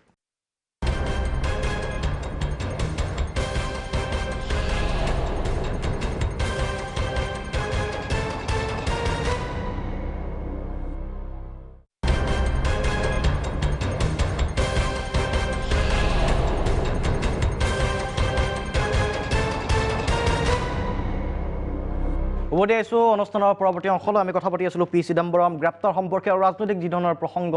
জড়িত হৈ আছে গ্ৰেপ্তাৰৰ পিছত সেই প্ৰশ্নবোৰ আজি উত্থাপিত হৈছে কেতবোৰ প্ৰশ্ন আছিল লগতে আমি দেখুৱাইছিলোঁ ইতিমধ্যে দ্য প্ৰিণ্টত যিখন তালিকা ওলাইছে আচলতে আজি চিদাম্বৰমৰ গ্ৰেপ্তাৰৰ পিছতে সেই প্ৰশ্নটো অসমতে নহয় বা অসমবাসীৰ মাজতে নহয় দেশবাসীৰ মাজতো উত্থাপিত হৈছে বা ৰাজনৈতিক মহলত এই ধৰণৰ আলোচনা বিলোচনা চলিছে যে চিলেক্টিভ কিয় আচলতে দুৰ্নীতিৰ ক্ষেত্ৰত শূন্য সহনশীলতা সকলোৱে বিচাৰে ৰাইজে বিচাৰিছে দেশবাসীয়ে বিচাৰিছে আৰু এই ক্ষেত্ৰত কঠোৰ হোৱাটো সকলোৱে বিচাৰে কিন্তু তেনে ক্ষেত্ৰত বিয়াগম কেলেংকাৰী সংঘটিত কৰাৰ অভিযোগ থকাৰ পিছতো সেইসকলক কিয় জেৰা পৰ্যন্ত কৰা নহয় সেই প্ৰশ্ন জড়িত হৈ আছে তালিকাখনত দেখুৱাইছিলোঁ আমি সকলোৱে সম্পৰ্কে কথাও পাতিছিলোঁ গতিকে মই লক্ষ্যকত ডাঙৰীয়াৰ পৰা উত্তৰ বিচাৰিম আচলতে দ্য প্ৰিণ্টে দীঘলে তালিকা দিছে ঠিক আছে নামবোৰ মই বাৰে বাৰে কোৱাৰ হয়তো প্ৰয়োজন নাই এই মুহূৰ্তত আপুনিও জানে সেইসকল লোকক ভালদৰে জানে বিজেপি দলত অহাৰ পিছত যিধৰণে দল অহাৰ আগত তেওঁলোকৰ বিৰুদ্ধে তেওঁলোক বিৰোধী হৈ থকাৰ সময়ত আপোনালোকৰ দলে তেওঁলোকৰ বিৰুদ্ধে সৰব হৈ আছিল আচলতে মানুহতো সেইবোৰ চাই আছে দেখি আছে বুজি আছে যেতিয়া দলত আহি যায় তাৰপিছত নাই কোনো ধৰণৰ ব্যৱস্থা গ্ৰহণ কৰা নহয় তাৰপিছত আপোনালোকৰ ভাষ্যবোৰ এই ধৰণৰ হৈ যায় অভিযোগ থাকিলেই সেয়া সত্য নহ'ব পাৰে কিন্তু বিৰোধী হৈ থকাৰ সময়ত দাবী কৰা হয় যে অভিযোগ আছে তেওঁ অপৰাধী হয়ে আচৰিত কথা কথাটো আপোনালোকে যিধৰণে উত্থাপন কৰিছে এটা কথা মই পুনৰাই কওঁ আইনে সাক্ষ্য প্ৰমাণ যুক্তিত নহয় সাক্ষ্যৰ প্ৰমাণেৰেহে যাব যুক্তিটো বহুত আহিব আজি যিধৰণে চিদাম্বৰমৰ ক্ষেত্ৰতো যিখিনি যুক্তি দাঙি ধৰিলে কপিল চিব্বাল আৰু অভিষেক মনু সিংভিয়ে যুক্তিখিনি হয় যেনেই লাগিল কিন্তু সাক্ষ্য প্ৰমাণে হয়তো বেলেগ কথা ক'লে যাৰ কাৰণে তাৰ ৰায়টোও বেলেগ আহিল ঠিক এই যিখন তালিকাৰ কথা কৈছে আজি আমাৰ নিজৰ অসমৰ কথাই কওঁ তেতিয়াতো আমাৰ চৰকাৰে অহা নাছিল কংগ্ৰেছ চৰকাৰে আছিল কংগ্ৰেছ চৰকাৰ দিনতে ডক্টৰ হিমন্ত বিশ্ব শৰ্মাক CBI মাতিছিল কলিকতালৈ আপোনালোকে জানে মই ইডিৰ কথা নাজানো সম্ভৱতঃ ইডিয়ে তেওঁক মতা নাই CBI চাৰদা কেছত তেখেতক যেতিয়া মাতিছিলে তেওঁ সম্ভৱতঃ দুবাৰকৈ তেখেতে গৈ সাক্ষ্য প্ৰদান কৰিছে CBI তেখেতক মাতিছে তেখেতে দুইবাৰ ল এবাইডিং চিটিজেন হিচাপে গৈছে তেখেতে সাক্ষ্য দিছে তাত আৰু সম্ভৱতঃ সেই সময়ত আমাৰ চৰকাৰটো নহয় তেওঁ সেই সময়ত কংগ্ৰেছৰ বিসম্বাদী নেতা বুলি জনা যায় সম্ভৱতঃ সেই সময়ত যদিওবা কংগ্ৰেছ চৰকাৰ আছিল UPA চৰকাৰ আছিল তেখেতৰ হয়তো উত্তৰত CBI সন্তুষ্ট হৈছিল যাৰ কাৰণে হয়তো তেখেতক পুনৰাই এই কেছত তেখেতক পাৰ্টি কৰা নহ'ল দুইবাৰ যাতো এখন ফৰেইন কাণ্ট্ৰি এখন এটা কোম্পানীয়ে তাহাঁতৰ তেওঁলোকৰ দেশৰ আইন কানুন মতে হোৱা এটা ঘটনা আমাৰ দেশৰ কোৰ্ট অফ লতটো তেনেকুৱা ধৰণৰ কোনো ধৰণৰ দুইবাৰ যাৰ লৈ তেখেতক লৈতো কেতিয়াও হোৱা নাই আমাৰ ভাৰত মুলুকত বা অসম মুলুকততো কোনো কোৰ্টত তেখেতকতো ক্ৰিমিনেল কনস্পিৰেচি কোনো কেছ তেখেতৰ এগেইনষ্টত ৰেজিষ্টাৰ হোৱা নাই এখন বিদেশী ৰাষ্ট্ৰৰ এটা অবজাৰভেশ্যনৰ ওপৰত কৈ থকা এটা ধাৰণা মাত্ৰ গতিকে আপোনালোক বিৰোধীত থাকোঁতে তেতিয়া কিয় বুকলেট এখন উলিওৱা নাছিলে জানো বুকলেট এখন উলিয়াইছিলে ডেফিনেটলি আমি সেইটো উলিয়াইছোঁ ডেফিনেটলি আমি আহিম হয় তাৰপিছত আপুনি ব্যাপমৰ কথালৈ আহোঁ ব্যাপমত এটা অবজাৰভেশ্যন তেখেতৰ নামটো ব্যাপমতো দিগ্বিজয় সিঙৰ নাম বেছি ওলাইছিল ব্যাপমতো আমি জনামতে কেতিয়াওতো CBI পাৰ্টি কৰা নাই শিৱৰাজ সিং চৌহানক ব্যাপমতো কেতিয়াও ইডিয়ে আপোনাৰ শিৱৰাজ সিং চৌহানক পাৰ্টি কৰা নাই বাকী ক্ষেত্ৰবোৰতো নিশ্চিত ৰূপত বেলাৰী ব্ৰাদাৰ্ছৰ কেছত আপোনাৰ CBI এনকুৱাৰী গৈ আছে হৈ আছে এনেকুৱা কথা নহয় যে তেখেতলোকক CBI গোচৰৰ পৰা ৰেহাই দিয়া হৈছে এনেকুৱাতো হোৱা নাই তেওঁলোকক ক্লিন চিট দিয়া হৈছে নেকি সাতজন মানুহৰ এটা ৱেব পৰ্টেলৰ পৰা আনি যিখন লিষ্ট ইয়াত দিছে তেনেকুৱাটো লিষ্ট উলিয়াবলৈ কংগ্ৰেছৰ ফালৰ পৰা 700 ওপৰ হৈ যাব সেই কথাটোৱে কৈছো কিন্তু সেই কথাটো সিলেক্টিভ হয় নে নহয় যেটো কথা কোৱা হৈছে এটা কংগ্ৰেছৰ হক বা বিজেপি হক সিলেক্টিভ যে হয় সেই কথা কিন্তু ৰাইজে বুজে চিদাম্বৰমৰ ক্ষেত্ৰত ইনভেষ্টিগেটিং এজেন্সিয়ে তদন্তকাৰী সংস্থাই যি ব্যৱস্থা লৈছে সেই ব্যৱস্থা সম্পূৰ্ণ ন্যায়িক ব্যৱস্থাৰ তত্ত্বাৱধানত হৈছে CBI ন্যায় ব্যৱস্থাটো কটৰাই ৰাখি CBI নিজাববীয়াকৈ কোনো কাম কৰা নাই তেখেতৰ ঘৰ ৰেড কৰিবলৈ যোৱা নাই সম্পূৰ্ণ ন্যায়িক ব্যৱস্থাটোক লগত লৈ যি তদন্তকাৰী সংস্থা ইডিয়ে হওক CBI হওক তেখেতৰ ক্ষেত্ৰত যিখিনি কৰা হৈছে সম্পূৰ্ণ ভাৰতীয় ন্যায় ব্যৱস্থাৰ পৰম্পৰাগত যি এক ব্যৱস্থা সেই ব্যৱস্থাক সম্পূৰ্ণ মানি চলি এই কামখিনি কৰা হৈছে শান্তনু বৰঠাকুৰ এই ধৰণৰ ঘটনা যিটো ইডি বা CBI কথা কোৱা হৈছে আৰু ন্যায়িক ব্যৱস্থাৰ কথা কোৱা হৈছে ৰাইজে জানিব বিচাৰে আচলতে ন্যায়িক ব্যৱস্থাৰ নিৰ্দেশ মতে ইডি আৰু CBI কাম কৰি থাকে নে ইডি আৰু CBI ৰিপৰ্টৰ ওপৰত বেছ কৰি ন্যায়িক ব্যৱস্থাই অৰ্ডাৰবোৰ দিয়ে ন্যায়িক ব্যৱস্থাই সময়ে সময়ে কেতিয়াবা CBI অৰ্ডাৰ দিব পাৰে বা আৰক্ষীক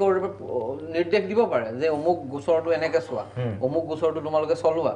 কিন্তু এনেকুৱা কথা নহয় যে ইনভেষ্টিগেশ্যন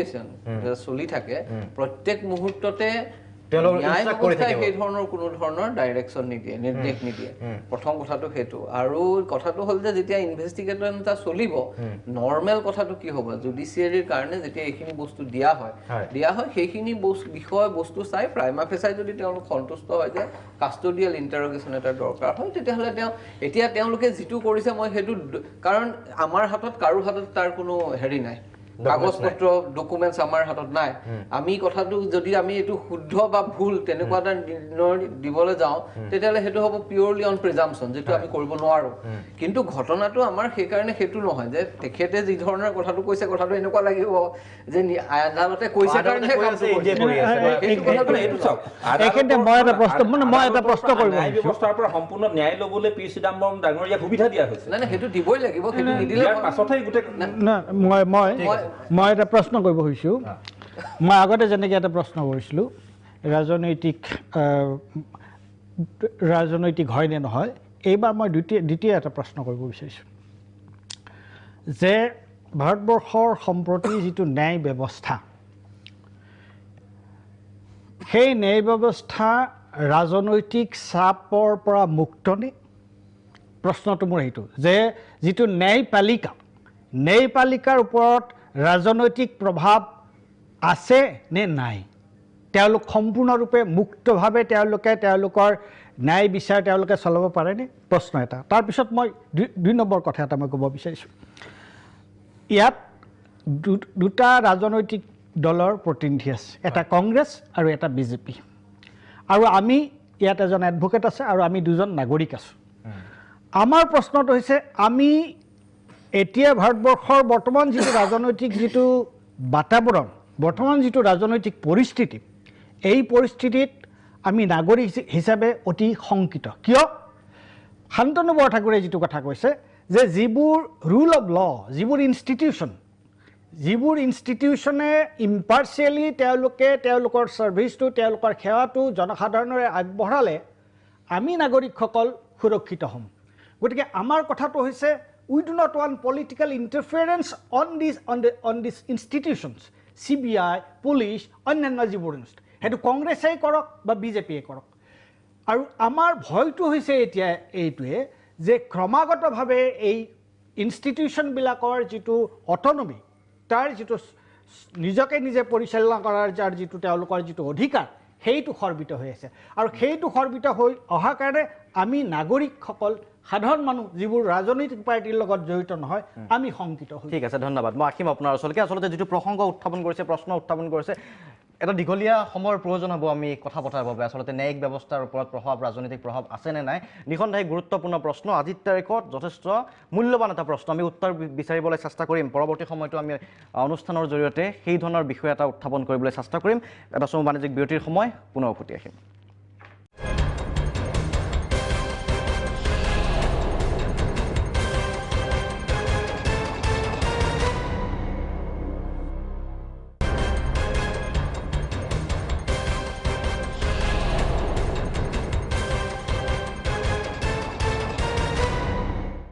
উভতি এই অনুষ্ঠানৰ পৰৱৰ্তী অংশলৈ দিগন্ত চৌধুৰী ডাঙৰীয়াৰ ওচৰলৈকে আহিব বিচাৰিছোঁ এইবাৰ গতিকে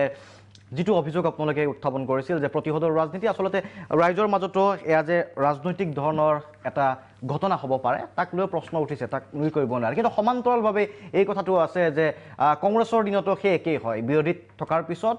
সেইসকলক চিলেক্টিভলি টাৰ্গেট কৰি লোৱা হয় সেই অভিযোগটো আছে লগতে এই প্ৰশ্নটো আছে যে যিবোৰ তেখেতে উল্লেখ কৰিছে মালাকত ডাঙৰীয়া যিখিনি কথা কৈছে যে যিবোৰ স্বতন্ত্ৰ সংস্থা ইডি হওক বা CBI হওক ওপৰত প্ৰভাৱ বিস্তাৰ কৰিবলৈ চেষ্টা চলোৱা হয় লগতে ন্যায়পালিকাৰ প্ৰসংগটো আছে যদিও এটা দীঘলীয়া প্ৰসংগ আমি পিছত এই পৰৱৰ্তী সময়ত আমি আলোচনা কৰিম কিন্তু এই ধৰণৰ অভিযোগসমূহ আছে যিবোৰ অভিযোগক আপোনালোকে ৰাজনৈতিক দল হিচাপে নস্যাৎ কৰিব নোৱাৰে নুই কৰিব নোৱাৰে আৰু সেইবাবে হয়তো এটাৰ পাছত আনটো ৰাজনৈতিক দল অহাৰ পিছত এই প্ৰতিশোধৰ ৰাজনীতি চলি থাকে নহয় চাওক গভৰ্নেন্সটোত খুব আপোনাৰ ইণ্টাৰনেল ইনট্ৰিকেচিছ কিছুমান থাকে এইটো ধৰি লওক আপুনি চৰকাৰৰ চকীখনত যোনদিনাখন বহিব সেইদিনাখন আপুনি ফিল কৰিব যে কেনেকুৱা ধৰণৰ প্ৰেচাৰ্ছ আৰু ফিচাৰ্ছ থাকে 1 নম্বৰ কথা 2 নম্বৰ কথা over the period of time Congress দলে শাসনত থাকোঁতে শাসনৰ ব্যৱস্থাটো যিমান পাৰে তাক ট্ৰেন্সপাৰেণ্ট কৰাৰ কাৰণে সময়ে সময়ে আপোনাৰ বিভিন্ন ধৰণৰ সংস্কাৰমূলক আপোনাৰ আইন এই দেশত প্ৰৱৰ্তন কৰি আছে মানে লাষ্ট যিখন আমাৰ ধৰি লওক আইন আছিল সেইখন আছে right to information act right to information actor জৰিয়তে কোনোবা এটা চৰকাৰী কাৰ্যালয়ত কিবা আপোনাৰ তথ্য জানাৰ আপোনাক তথ্য বিচাৰিছে আপোনাক দিয়া নাই এই তথ্য জনাৰ অধিকাৰসমূহ ভাৰতৰ সাধাৰণ নাগৰিকক প্ৰদান কৰিছিল কিন্তু দুৰ্ভাগ্যজনকভাৱে যোৱা কিছু বছৰ ধৰি পেলাই বহুকেইটা RTI বহুকেইটা প্ৰভিজন আপোনাৰ ডাইলুট কৰা গৈ আছে তাৰ ফলত এই ট্ৰেন্সপাৰেঞ্চিৰ যিটো মালাকা ডাঙৰীয়াই কৈ আছিল ইনষ্টিটিউশ্যনৰ কথা এতিয়া আগতে আপোনাৰ ধৰি লওক ৰিজাৰ্ভ বেংক তাৰপিছত কেগ কম্পট্ৰলাৰ অডিটৰ জেনেৰেল এনেকৈ ধৰণে আপোনাৰ বহুবিলাক অনুষ্ঠান আছে মানে আপোনালোকৰ চৰকাৰে হাত দিয়া নাছিলে কিন্তু বৰ্তমানৰ চৰকাৰখনে হাত দিছে সেইটো ক'ব বিচাৰিছে যিবিলাক অনুষ্ঠানে আমাৰ যিটো ডেমক্ৰেটিক ফাংচন ঠিক আছে তাত এটা ৱাটছডগ হিচাপে কাম কৰিছিল তেওঁলোকে চকু দিছিল চৰকাৰৰ ভুলবিলাক উনুকিয়াই দিছিল চৰকাৰৰ নীতিৰ যদি কিবা আপোনাৰ সংস্কাৰৰ দৰকাৰ আছে তাক আপোনাৰ দাঙি ধৰিছিল এতিয়াতে সেই ধৰণৰ এটা গভৰ্ণেন্স আপোনাৰ মানে আমাৰ চকুত আমি মানে দেখা নাই এইকাৰণে গোটেই ক্ষমতাখিনি চেণ্ট্ৰেলাইজ কৰিব বিচাৰিছে গোটেই ক্ষমতাখিনি আৰু সেইটোৱে গণতন্ত্ৰৰ প্ৰতি ভাবুকি বুলি বিভিন্ন মহলত চৰ্চিত হৈছে আৰু এটা কথা মই এটা এড কৰিব বিচাৰিছো কোঁৱৰ ডাঙৰে এটা কথা কৈছিল যে লুইজ বাৰ্জাৰ স্কেমটো আপোনাৰ তেওঁলোকৰ বিদেশৰ এটা কোম্পানীত হোৱা কিবা এটা কেলেংকাৰী কিন্তু 2016 চনত তেতিয়াৰ আপোনাৰ মুখ্যমন্ত্ৰী দিগম্বৰ কামাত আৰু চাৰ্চিল এলেমো এই দুজন মন্ত্ৰী এজন মুখ্যমন্ত্ৰী আছিল আৰু এজন কেবিনেট মিনিষ্টাৰ আছিল আৰু তেওঁলোকৰ বাদেও আৰু 5জন মানুহ বিৰুদ্ধে চাৰ্জশ্বিট 2016 দাখিল কৰিছিল এই গোটেই অনুদানটো আমাক জাপান চৰকাৰে দিছিল আমেৰিকা চৰকাৰে দিয়া নাছিল লুইজ বাৰ্জাৰ আছিল এটা কনসালটেন্ট তেওঁলোকে গুৱাহাটীৰ কামটোও পাইছিল গোৱাৰ কামটোও পাইছিল কিন্তু গোৱাৰ কামটোত তাৰে চৰকাৰে আপোনাৰ অনুসন্ধান কৰিলে অভিযুক্ত বুলি আপোনাৰ চাৰ্জশ্বিট দাখিল কৰিলে আমাৰ বেলিকা ইয়াতে একো ধৰণৰ ব্যৱস্থা নহ'ল কাৰণ তেতিয়া আপোনালোকৰ চৰকাৰ আপোনালোকৰ আছিল মন্ত্ৰীগৰাকীও আপোনালোকৰ দলতে আছিল না সৰকাৰ আমাৰ আছিল মন্ত্ৰী আপোনালোকৰ দলতে আছিল সেইকাৰণে কোনো ব্যৱস্থা নহ'ল তাৰপিছত মন্ত্ৰী আপোনালোকৰ দলৰ পৰা গ'ল বেলেগ চৰকাৰ আহিল সেই চৰকাৰত যোগদান কৰিলে কিন্তু যোনে আপোনাৰ শূন্য মানে সহনীলৰ কথা কয় দুৰ্নীতিৰ ক্ষেত্ৰত তেওঁলোকৰ পৰা আশা কৰিছিল ভাৰত মানে অসমৰ ৰাইজে ভাৰতৰ ৰাইজে সেইটো কথা হ'ব লাগে পাৰ্থপ্ৰতিম হাজৰিকা কি কয় আপুনি এই পৰেশদাই কোৱা কথাটোত এটা কথা যোগ দিব খোজো পৰেশদাই কৈছে যে ভাৰতবৰ্ষৰ ন্যায়পালিকা ৰাজনৈতিক প্ৰভাৱৰ পৰা মুক্ত হয় নে নহয় এইটো শান্তনে বেছি আৰু ভালকে ক'ব পাৰিব নৰেন্দ্ৰ মোদী গভৰ্ণমেণ্টে প্ৰথম যিটো তেওঁলোকৰ টাৰ্ম আছিল তাত আটাইতকৈ মাৰাত্মক ঘটনা যিটো কৰিব খুজিছিল সেইটো হ'ল নেশ্যনেল জুডিচিয়েল এপইণ্টমেণ্ট কমিশ্যন নহয় শান্তনু তেওঁলোকে এপইণ্টমেণ্টছ কমিশ্যন কৰি তেওঁলোকে কলেজিয়াম যিটো জাজৰ যিটো চিলেকশ্যনৰ কলেজিয়াম ছিষ্টেম আছে সেই কলেজিয়াম ছিষ্টেমটো ভাঙি এনেকুৱা ব্যৱস্থা কৰিব খুজিছিল যে তাত কোন জাজ হ'ব তাক কোন বিচাৰ ন্যায়াধীশ হিচাপে নিযুক্তি পাব সেইটোত গভৰ্ণমেণ্টৰ চে থাকিব গভৰ্ণমেণ্টে চাব পাৰিব গভৰ্ণমেণ্টে তাক যুক্তি তৰ্কৰে দেখুৱাব পাৰিব যে এইটো মানুহ ন্যায়াধীশ হ'ব পাৰিব এইটো মানুহ ন্যায়াধীশ হ'ব নোৱাৰে যিটো ফাইনেলি সুপ্ৰিম কোৰ্টে ৰদ কৰি দিলে এইখন এখন বিল পাছ হৈ এক্ট হৈ গৈছিল তাৰপিছত ৰদ কৰিলে তাৰমানে এই যে ভাৰতীয় জনতা পাৰ্টীৰ দলেই হওক বা যি দলেই হওক এই দল ৰাজনৈতিক দলে এই যে ইনষ্টিটিউশ্যনবিলাক নিজৰ আয়ত্তলৈ আনিব বিচাৰি থাকে এইটোৰ জ্বলন্ত প্ৰমাণ হ'ল নেশ্যনেল জুডিচিয়েল এপইণ্টমেণ্ট কমিশ্যন যিটো মই সেইকাৰণে পৰেশদাৰ কথাটোৰ লগত একমত আৰু মই ভাবোঁ যে এই ন্যায়পালিকা যেতিয়ালৈকে ৰাজনৈতিক প্ৰভাৱৰ পৰা মুক্ত হৈ থাকে তেতিয়ালৈকে বহুত দূৰলৈকে আপুনি আৰু আমাৰ নিচিনা সাধাৰণ মানুহবিলাকে যদিও শংকিত নিৰাপদ অনুভৱ কৰোঁ অলপ আশ্বস্ত অনুভৱ কৰিব পাৰোঁ আৰু সেইটো হৈ থকাটোৱে যথেষ্ট প্ৰয়োজন আছে আজিৰ তাৰিখত অন্ততঃ নাগৰিকে তাকে বিচাৰিব গণতান্ত্ৰিক দেশখনৰ স্বাৰ্থত সকলোৱে তাকে বিচাৰিব শেষৰটো বাণিজ্যিক বিৰতি পুনৰ উভতি আহিম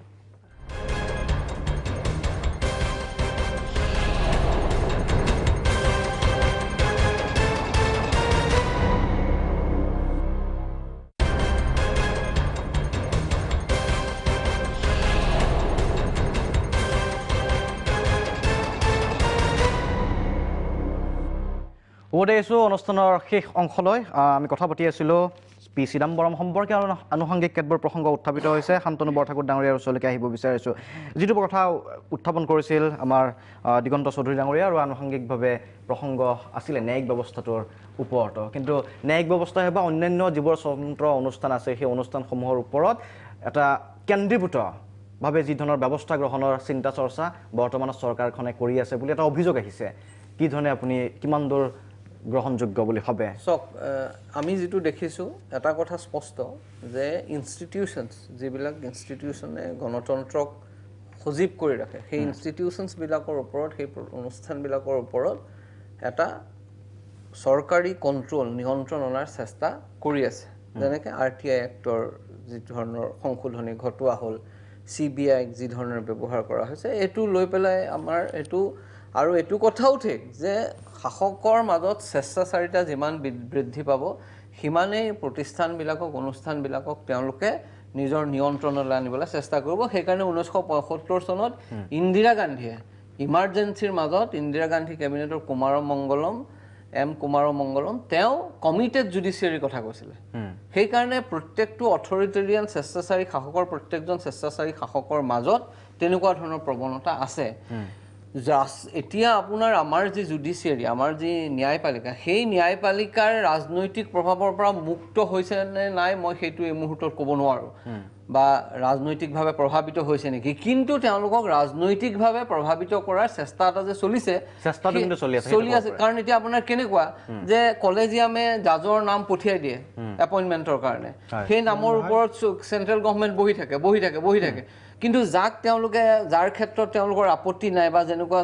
তেওঁলোকে বিচাৰে তেওঁলোকৰ ক্ষেত্ৰত একেদিন নাই 24 ঘণ্টাৰ ভিতৰতে এপইণ্টমেণ্ট অৰ্ডাৰ হয় সেই ঘটনাবিলাকে তেনেকুৱা ঘটনাবিলাকে সন্দেহৰ সৃষ্টি কৰে যে ইয়াক ৰাজনৈতিকভাৱে প্ৰভাৱিত কৰাৰ চেষ্টা এটা চলিছে আৰু সেইটো মানে আপোনাৰ কথাটো হ'ল যে সেইটোৱে হ'ল গণতন্ত্ৰৰ ভৱিষ্যতৰ বাবে আটাইতকৈ বিপদজনক কথা ইণ্ডিপেণ্ডেন্স অফ দি জুডিচিয়াৰী ন্যায়পালিকাৰ যিটো স্বাধীনতা সেইটোক যদি আমি মানে সুৰক্ষিত কৰি নাথাকে তেতিয়াহ'লে গণতন্ত্ৰ কেতিয়াও বাচি থাকিব নোৱাৰে আৰু সেইটো কথাই কোৱা আছে সাধাৰণভাৱে সেই ভৰসাটো শেষ আশ্ৰয়স্থলে আচলতে ন্যায়পালিকা বুলি কোৱা হয় শেষৰটো আমি যদি সকলো দুৱাৰ বন্ধ হৈ যায় লক্ষ্য কোৱাত ডাঙৰীয়া কি ক'ব অভিযোগ বিভিন্ন ধৰণৰ আছে এই প্ৰসংগটো আহিছে যে আপোনালোকৰ চৰকাৰখনে বিভিন্ন ধৰণৰ যিটো RTI এক্টৰ কথা কৈছে বিভিন্ন প্ৰসংগ আছে যে সেই ধৰণে আপোনালোকে চেণ্ট্ৰেলাইজ কৰিবলৈ অতি মাত্ৰা চেণ্ট্ৰেলাইজ কৰিবলৈ এটা কথাটো RTI এক্টৰ কথা যিটো কথা কৈছে মই প্ৰথম শুনিলোঁ আৰু মই নিজে হতভম্ব কাৰণ শেহতীয়া যিটো সংশোধনী তাৰ দ্বাৰা কিন্তু RTI এক্টখনে ষ্ট্ৰেংথেন কৰিব বিচৰা হৈছে কাৰণ ৰাজ্যসভা লোকসভাতে বিশেষ বিতৰ্ক নোহোৱাকৈ এখন আহিছে আৰু দ্বিতীয় কথা যিটো জুডিচিয়েল কমিশ্যনৰ যিটো কথা ক'লে জুডিচিয়েল কমিশ্যনৰ কথা যেতিয়া এখন এক্ট হিচাপে যাবলৈ হৈছিলে যেতিয়া আমি ৰাজ্যসভাত মাইনৰিটি আছিলোঁ তেতিয়া সেই সময়ত সেইখন এপ্ৰুভ হৈছিলে গতিকে এখন কনচেনচাছ আছিল সুপ্ৰিম কোৰ্টৰ অবজাৰভেশ্যন আনিলে তেওঁলোকে অৰ্ডাৰ পাছ কৰিলে স্ক্ৰেপ কৰিলে সেইটো এটা বেলেগ বিষয় এতিয়া আহোঁ যে মোৰ ব্যক্তিগত যিটো মতামত আমাৰ দলীয় মতামত এটাই যে আমি ভাৰতীয় সংবিধান যেতিয়ালৈকে আমি মানি আছোঁ তেতিয়ালৈকে ভাৰতবৰ্ষৰ ন্যায়পালিকাৰ প্ৰতি আমি সম্পূৰ্ণ আমাৰ বিশ্বাস আছে আস্থা আছে আৰু আমি 100% ক'ব পাৰোঁ যে ভাৰতবৰ্ষৰ ন্যায়পালিকা সম্পূৰ্ণভাৱে ৰাজনৈতিক প্ৰভাৱৰ পৰা মুক্ত কাৰণ তেওঁলোকে সম্পূৰ্ণ স্বাধীনভাৱেই এই সিদ্ধান্তসমূহ ল'ব পাৰে আৰু আজি যি যোৱাকালি বা যোৱা পৰহিৰ পৰা পি চিদাম্বৰম কেন্দ্ৰিক যি ঘটনা প্ৰবাহ এখেত এগৰাকী ভাৰতবৰ্ষৰ প্ৰাক্তন মন্ত্ৰী হোৱাৰ বাবেই এনেধৰণৰ কিছু প্ৰশ্ন আহিছে বিভিন্ন প্ৰশ্ন আহিছে কিন্তু এটা কথা সদায় মনত ৰাখিব লাগিব যে আইন সকলোৰে বাবে সমান আৰু ভাৰতীয় আইনৰ দ্বাৰা সকলোৱে সমানেই সুৰক্ষিত কিন্তু যিসকল বিজেপিটো আছে সেইসকলৰ বাবেও সমান হোৱাটো উচিত সেই কথাটোৱে চবে বিচাৰিছে সম্পূৰ্ণৰূপে একেটাই অবজাৰভেশ্যন একেটাই আপোনাৰ ভাৰতৰ ন্যায়পালিকাই একেটাই নিৰপেক্ষ ভূমিকা পালন কৰে এই ক্ষেত্ৰত আমি ল এবাইডিং চিটিজেন হিচাপে সন্দেহ ৰখাটো অনুচিত ঠিক আছে পাৰ্থপ্ৰতিম হাজৰিকা পাৰ্থদা আপোনাৰ পৰা জানিব আছে শেষৰটো মন্তব্য আচলতে মই অলপতে সেইটো এটা কৈছিলোঁ যে এই কালিৰ পৰা যিটো ঘটনা হৈছে চিদাম্বৰমক লৈ যিটো আমি চৰ্চা আজি কৰিলোঁ মই বিচাৰোঁ যে এই চিদাম্বৰমৰ গোটেই প্ৰক্ৰিয়াটো আইনী প্ৰক্ৰিয়াটো একেবাৰে শিপাডাললৈকে যাওক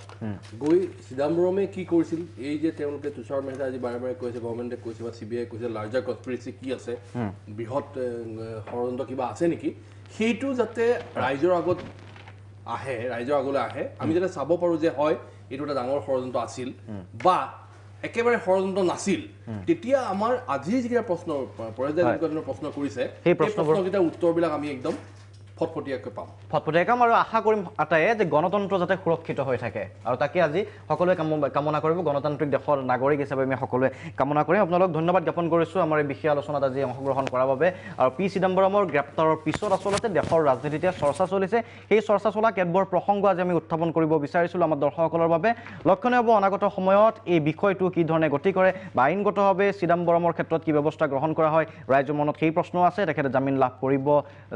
কৰিব নে নকৰে বা কিমান দিনত জামিন লাভ কৰিব আমি সকলোৱে তাৰ ওপৰতো চকু ৰাখিম আৰু ইয়াৰ লগে লগে আজি সবিয়াসৰ পৰা মহান্তনু মহন্ত বিদায় লৈছোঁ ধন্যবাদ